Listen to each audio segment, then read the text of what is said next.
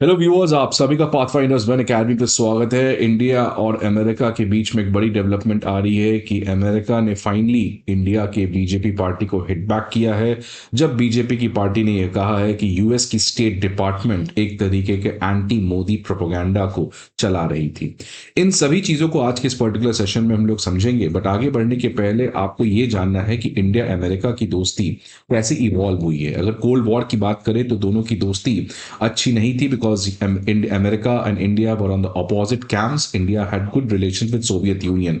लेकिन 1991 के बाद जब वर्ल्ड ऑर्डर यूनिपोलर हुआ, अमेरिका की हेजेमनी स्टैब्लिश हुई, फिर अमेरिका और इंडिया के बीच में एक इकोनॉमिक पार्टनरशिप की शुरुआत होती है, because America wanted India's market and India wanted America's technology and investment.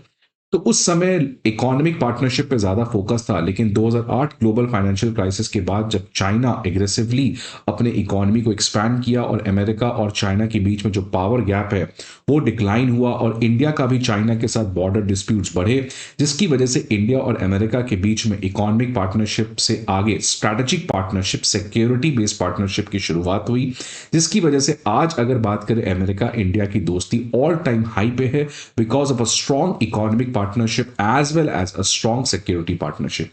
तो इन दोनों की दोस्ती तो काफी अच्छी है, लेकिन एक सबसे बड़ा प्रॉब्लम यह है कि वो है अमेरिका का हिपोक्रेसी, अमेरिका का selfish interest. Because America India को चाहता है to balance China, but America यह भी चाहता है कि इंडिया अगला चाइना ना बने, जिसकी वजह से वो इंडिया को मदद करता है और बीच बीच में इंडिया को डीमोटिवेट, डीस्टेबलाइज और इंडिया की पॉलिटिकल क्रेडिबिलिटी को घटाना। इस कॉन्टेक्स्ट में हमेशा से वो लेक्चरिंग करता है, प्रोपोगंडा चलाता है, वो चाहे हिंडनबर्ग हो जाए, वो चाहे ऑक्सफैम जैसी संस्था हो जाए, वो चाहे यूएस स्टेट डिपार्टमेंट हो जाए। तो इस तरीके से, या इनफैक्ट 3 साल पहले अमेरिका पाकिस्तान को F-16 फाइटर जेट भेजा। तो ये अमेरिका का जो दोगला चाल है ये अब धीरे धीरे एक्सपोज हुआ, और फाइनली जो अभी रूलिंग पार्टी है उसने हिट बैक किया कि यूएस की स्टेट डिपार्टमेंट जो है वो जानबूझ के इस तरीके के षड्यंत्र करंट गवर्नमेंट और इंडिया के बिजनेसमैन के अगेंस्ट चला रही है। तो अब इस पर्टिकुलर चीजों के आज हम लोग इस सेशन में बात करेंगे। बट न्यूज क्या है आप समझिए कि जब बीजेपी पार्टी ने, रूलिंग पार्टी ने यूएस स्टेट डिपार्टमेंट के ऊपर अटैक किया कि ये जो पूरा प्रोपेगेंडा है जो प्राइम मिनिस्टर मोदी और इंडियन बिजनेसमैन गौतम अदानी के अगेंस्ट चलाया जा रहा है, इसका जो मास्टरमाइंड है वो है यूएस स्टेट डिपार्टमेंट। इस एक्यूजेशन के बाद फाइनली अमेरिका की जो एम्बेसी है इंडिया में उसने हिट बैक किया, और उसने कहा कि ये जो रूलिंग पार्टी का एलिगेशन है ये बेसलेस है, और in fact it is a very very disappointing thing. तो आप देख सकते हैं ये पर्टिकुलर हिटबैक आया है। अब दरअसल मामला क्या है? मामला ये है कि कुछ दिन पहले बीजेपी पार्टी का एक प्रेस कॉन्फ्रेंस हुआ। उस प्रेस कॉन्फ्रेंस में ये कहा गया कि ये जो पूरा एंटी मोदी एजेंडा है, एंटी अदानी एजेंडा है, इसको पूरा किसी ने अगर चलाया है, जो इस पूरे षड्यंत्र का मास्टरमाइंड है वो कोई और नहीं, यूएस स्टेट डिपार्टमेंट है। तो इसके बाद अमेरिका और इंडिया के बीच में एक तरीके से एक वॉर ऑफ वर्ड स्टार्ट हो गया, दोनों एक दूसरे के ऊपर एक्यूजेशन लगाना चाहें। अब बीजेपी ने कहा क्या है? बीजेपी ने कहा है कि जो यूएस स्टेट डिपार्टमेंट है उसने पर्सनली एक तरीके से प्राइम मिनिस्टर मोदी को अटैक किया है, और एक तरीके से रूलिंग पार्टी जो है उसके ऊपर भी अटैक किया है, और इस सब का ऑब्जेक्टिव है कि कैसे डिस्टेबलाइज किया जाए इंडिया को। याद रखिएगा, इंडिया इज, ऑल्दो अभी इंडिया की इकोनॉमी उतनी अच्छी नहीं कर रही है, but still India is the world's fastest major growing economy, और इंडिया में पॉलिटिकल स्टेबिलिटी अनपैरेलल है। बाकी देखिए, फ्रांस में सरकार गिर रही है, जर्मनी में सरकार गिर रही है, साउथ कोरिया में इंपीचमेंट हो रहा है, मिलिट्री रूल लग रहा है, अमेरिका की पॉलिटिक्स भी बहुत पोलराइज हो चुकी है, लेकिन इंडिया में अभी भी पॉलिटिकल स्टेबिलिटी काफी ज्यादा है। तो इसी पॉलिटिकल स्टेबिलिटी को डिस्टेबलाइज करने का प्रयास यूएस स्टेट डिपार्टमेंट किया, और ये बीजेपी ने कहा कि एक नेक्सस के थ्रू ये काम हो रहा है, जिसमें यूएस स्टेट डिपार्टमेंट है, एक ऑर्गेनाइजेशन है जिसका नाम है organise crime and corruption reporting project, और इसके अलावा इंडिया में बीजेपी का कहना है कि जो अपोजिशन पार्टी है कांग्रेस, ये तीनों मिलके एक तरीके के नेक्सस में इन्वॉल्व हैं, और इनका ऑब्जेक्टिव ही ये है एंटी मोदी करना, पॉलिटिकल क्रेडिबिलिटी को घटाना, सो दैट इंडिया को डिस्टेबलाइज किया जाए। अब ये अचानक बीजेपी का जो एक अटैक आया है,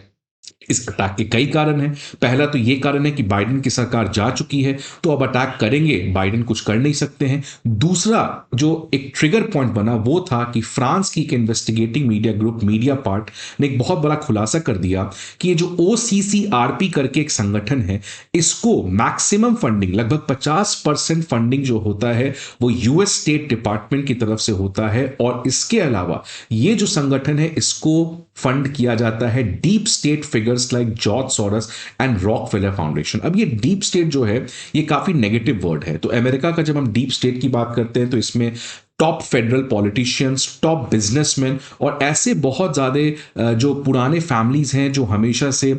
इस तरीके के वेस्टेड इंटरेस्ट को फंड करते हैं, इस तरीके के प्रोपोगंडा को चलाते हैं। तो ये जो OCCRP है इसको इन लोगों का फंडिंग था। अब क्रोनोलॉजी, बीजेपी ने वापस एक क्रोनोलॉजी वर्ड का यूज किया और उन्होंने कहा कि अमेरिका की जो स्टेट डिपार्टमेंट है वो इंडिया को डिस्टेबलाइज करना चाहती थी, लेकिन कैसे करती, इसके लिए उन्होंने एक ऑर्गेनाइजेशन OCCRP को कहा कि आप कोई रिसर्च करिए, रिसर्च के थ्रू आप कोई खुलासा करिए, उस खुलासे के बेसिस पे हम अमेरिका जो है इंडिया के ऊपर अटैक करेंगे। तो OCCRP के ऊपर प्रेशर बनाया गया कि अब जानबूझ के इस तरीके के कोई रिसर्च पेपर को स्टैब्लिश किए। जॉर्ज सोरस ने भी इस OCCRP के ऊपर प्रेशर बनाया। तो ये जो मटेरियल आया OCCRP का, जिसमें अदानी ग्रुप और प्राइम मिनिस्टर मोदी इन दोनों के ऊपर पर्सनल अटैक था, तो ये एक तरीके का मटेरियल एविडेंस की तरह काम किया, जिसके बेसिस पे US state department international level पे इंडिया को आइसोलेट करना चाहा, और लोकल लेवल में जो ऑपोजिशन पार्टी है उसने भी OCCRP के रिपोर्ट के बेसिस पे इंडिया की सरकार को और प्राइम मिनिस्टर मोदी को कटघरे में लाना चाहा। तो इन सभी का जो एक तरीके से मास्टरमाइंड है वो यूएस का डीप स्टेट है, वो हमेशा से इन सीन के बिहाइंड काम किया है सो दैट इंडिया को डिस्टेबलाइज किया जाए। अभी और भी चीजों के बारे में बात करेंगे, बट एक इंपॉर्टेंट इंफॉर्मेशन आप सभी के लिए कि हमारे ऑफलाइन बैचेस, हमारे चारों ऑफलाइन सेंटर करोल बाग, मुखर्जी नगर, प्रयागराज और पटना में स्टार्ट हो रहे हैं on 20th of December at a very very special price of 79,999। Unacademy IAS comprehensive GS course के अलावा CSAT ऐसे writing course, comprehensive current affairs, full and test series और ऑप्शनल ऐसे कोर्सेज को भी प्रोवाइड करता है। इन सारे इंफॉर्मेशन के लिए आपको हमारे ऑफलाइन ब्रांचेस पे विजिट करना होगा, या नहीं तो आप हमारे ऐप को भी डाउनलोड कर सकते हैं। अब इसी कॉन्टेक्स्ट में अब अमेरिकन एम्बेसी का रिबटल आया। फाइनली जब ये पूरा एलिगेशन लगाया गया यूएस स्टेट डिपार्टमेंट के ऊपर, तो अमेरिका की जो एम्बेसी है न्यू दिल्ली में, उनके जो ऑफिशियल हैं उनका पब्लिक स्टेटमेंट आया कि ये बहुत दुर्भाग्य की बात है, ये बहुत डिसअपॉइंटिंग है कि रूलिंग पार्टी इंडिया, जिसके साथ अमेरिका का रिलेशन अच्छा है, वो इस तरीके का एक्यूजिशन लगाएगी, बिकॉज किसी भी कीमत पे कभी भी अमेरिका की जो सरकार है वो किसी भी ऑर्गेनाइजेशन या मीडिया हाउस के ऊपर प्रेशर नहीं बनाती है कि वो फेक रिपोर्ट निकाले जिसके थ्रू प्रोपेगेंडा को चलाया जा सके। तो यूएस गवर्नमेंट जो है, as per this particular person, उनका कहना है कि यूएस गवर्नमेंट जो है it is a champion of media freedom around the world, और ये किसी भी एडिटोरियल डिस्कशन, एडिटोरियल डिसीजन को इन्फ्लुएंस किसी भी कीमत पे नहीं करती है। तो ये रिबटल जो है वो हिपोक्रेसी है, क्योंकि अगर छोटा सा माइनॉरिटी के ऊपर अटैक होता है तो यूएस स्टेट डिपार्टमेंट हल्ला मचा देती है, लेकिन वही इजराइल जब गाजा और पैलेस्तीन वाले इलाके में 50,000 से 1 लाख लोगों को मार देता है, तो वही अमेरिका का डीप स्टेट चुपचाप बैठ के ये पूरे तमाशा को देखता है। अब ये जो अटैक आया है बीजेपी का, ये बहुत ही एक सही समय पे आया है, बिकॉज अगर आप पिछले 2-3 साल में देखेंगे तो कॉन्स्टेंटली भारत के ऊपर अटैक किया जा रहा था। वो चाहे फाइनेंशियल टाइम्स का रिपोर्ट आया जहां पे अगेन मिस्टर मोदी और मिस्टर अदानी के बीच में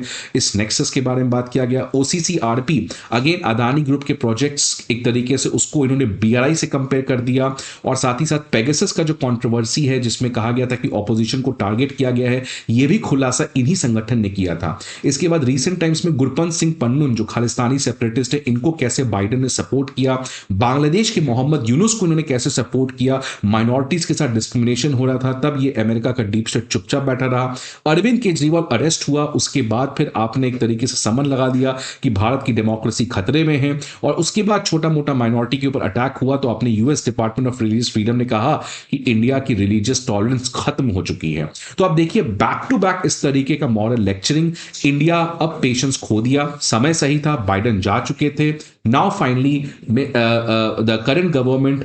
सोचा कि ये सही समय है अटैक करने का, to ensure a red flag कि आने वाले समय में अमेरिका जो है वो इस तरीके का चीजें ना करे। और फाइनली आज जो डीप स्टेट है ये पूरी दुनिया में एक्सपोज हो चुका है, और डोनाल्ड ट्रंप जो ऑलरेडी एक बहुत बड़े क्रिटिक हैं इस डीप स्टेट के, और आज उसी की वजह से डीप स्टेट जो है वो एक डीप क्राइसिस में है। अगर आप देखिएगा फेडरल ब्यूरो ऑफ इन्वेस्टिगेशन के हेड कैश पटेल और डायरेक्टर ऑफ नेशनल इंटेलिजेंस की हैं तुलसी गैबार्ड, ये लोग हमेशा से अमेरिकन डीप स्टेट के ऊपर बहुत बड़ा टारगेट किए हैं। इसलिए the deep state is in a deep crisis, और इस तरीके के हिपोक्रेटिक स्टेटमेंट्स और इस तरीके की चीजों को करने का इंजाम आज सही हुआ है।